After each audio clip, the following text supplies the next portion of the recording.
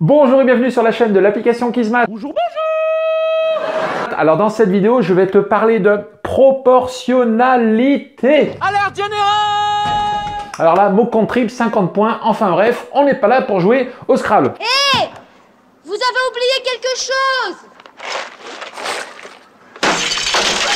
On est là pour bosser.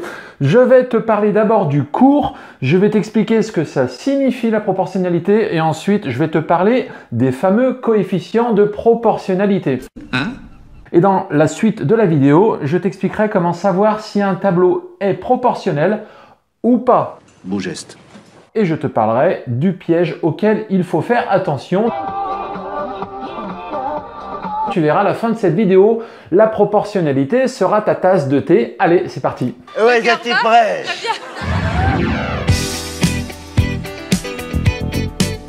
Allez, on est parti pour le cours qui s'adresse aux élèves de classe de 5e, classe de 4e et éventuellement 3e pour ceux qui n'ont pas compris en classe de 5e et 4e. Il y en a 3 qui suivent. J'ai pas l'habitude de parler devant des gens qui m'écoutent. Alors pour retrouver ce cours dans l'application, tu vas tout en bas, tu vas dans le chapitre qui s'appelle proportionnalité échelle. Voilà, les notions elles sont un peu liées, c'est pour ça que tu vas trouver ça au même endroit.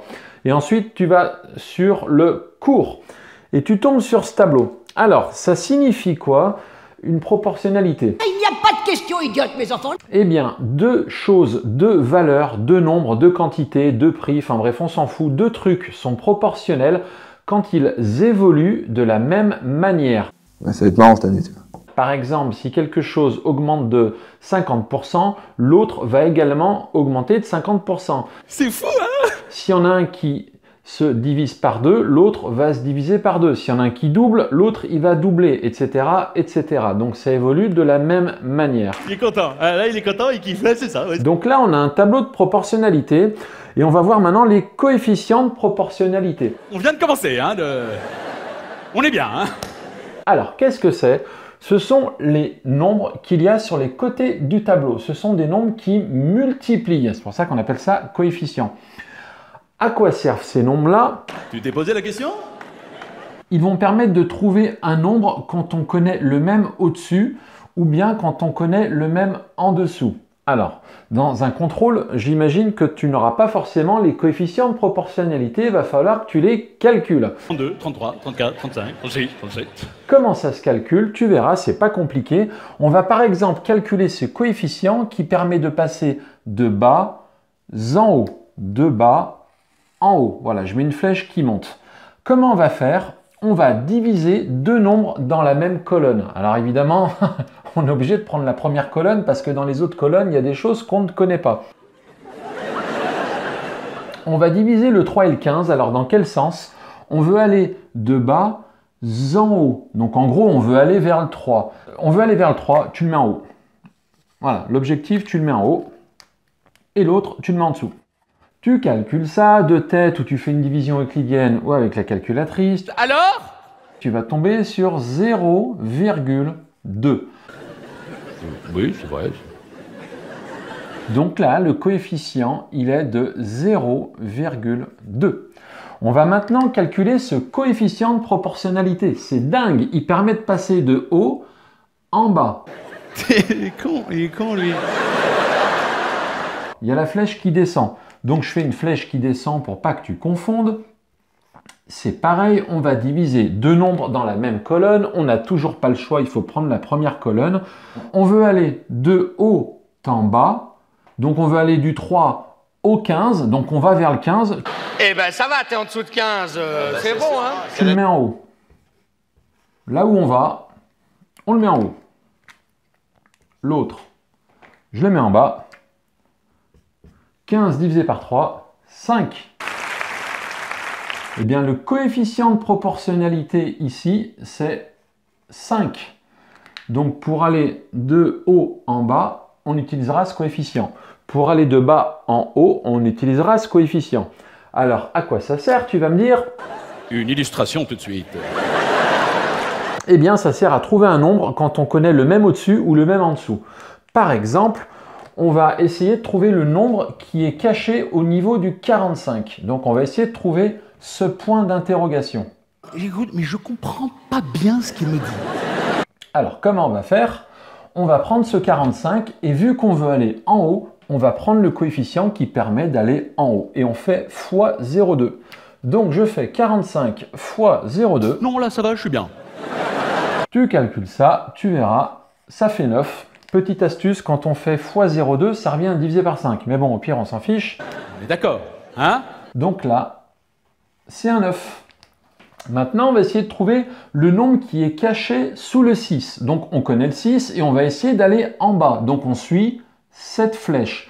Eh bien, on va faire 6 fois 5. Et hop, on va trouver le chiffre qui est là. 6 fois 5, on tombe sur 30. Même moi, j'étais sûr, hein? Voilà à quoi servent les coefficients de proportionnalité, je te le rappelle. Ça sert à trouver un nombre quand tu connais le même au-dessus ou en dessous. Alors on pourrait faire autrement, se déplacer horizontalement ou faire des produits en croix. Les profs n'aiment pas trop. Donc on va faire comme tous les profs font, c'est-à-dire soit on va vers le haut, soit on va vers le bas. Allez hop, c'est réglé, fini.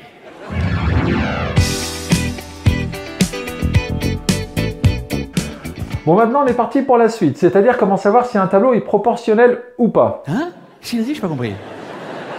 Alors dans l'application, tu ressors de la page où on était et cette fois-ci, tu cliques sur le bouton qui s'appelle « C'est dingue, mais comment savoir si un tableau est proportionnel ou pas ?» Bon, moi, j'ai compris, quoi, tu vois? Tu tombes sur cet exercice où on a des quantités, des prix et on va essayer de savoir si c'est proportionnel.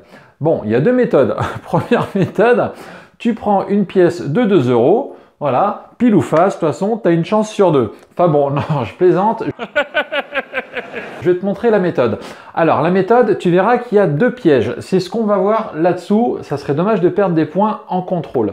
Donc, ce qu'on va faire, on va diviser deux nombres à chaque fois en colonnes. Et il faut absolument tomber sur le même résultat. Ils ont fouté royal!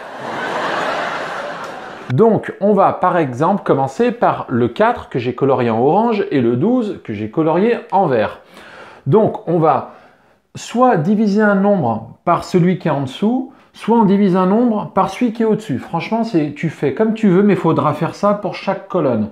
Donc, je vais par exemple prendre un nombre qui est en haut et je vais le diviser par en bas.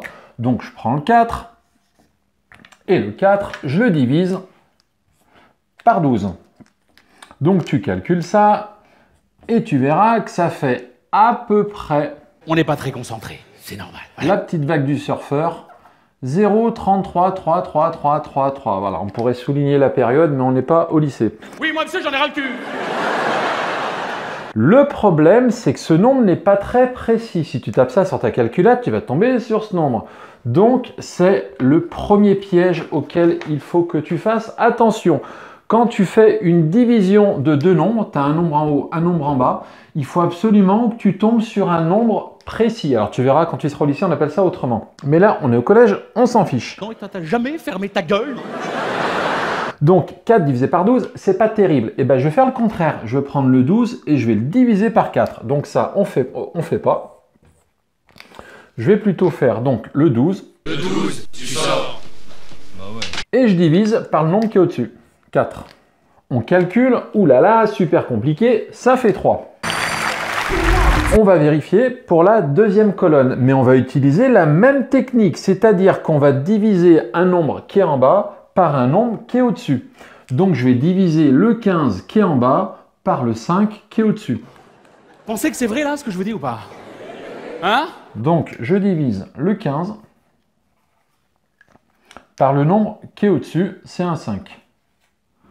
Tu calcules ça, très compliqué, ça fait 3. Donc on tombe sur le même résultat. Oui, mais attention, petit piège en contrôle. Et c'est là le deuxième piège. Il faut vérifier chaque colonne. Parce que tu pourrais avoir par exemple 4-5 colonnes, les 4 premières sont bonnes, la dernière n'est pas bonne. Et bien dans ces cas-là, le tableau n'est pas proportionnel. C'est la honte, attends.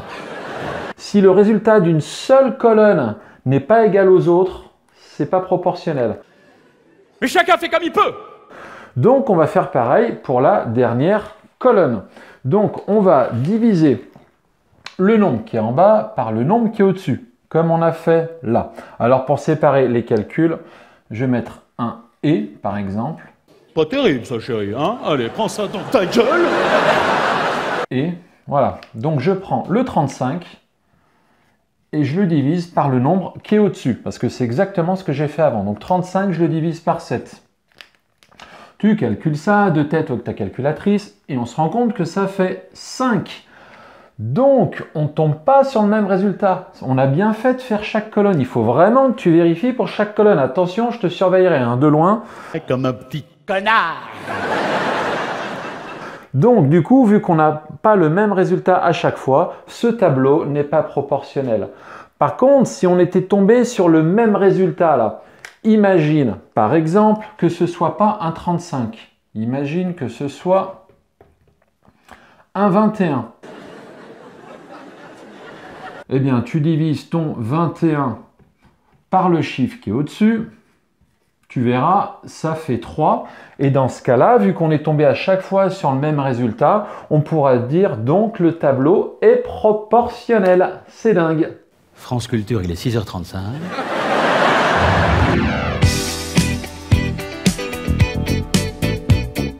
Voilà, donc je te rappelle que pour savoir si un tableau est proportionnel, il y a 2 pièges. Tu divises 2 nombres dans une colonne, tu divises dans l'ordre que tu veux, mais il faut que ça soit un nombre précis que tu obtiens. Par exemple, ici, on a un exercice avec des kilomètres et des heures. Donc si par exemple, tu veux diviser le chiffre du haut par le chiffre du bas, tu verras, 7 divisé par 6, ça fait à peu près 1,16666. Donc tu vas dire, mince, c'est pas très précis, je vais pas faire comme ça. Fini, c'est trop tard. Je vais plutôt prendre le nombre du bas, je le divise par le nombre du haut.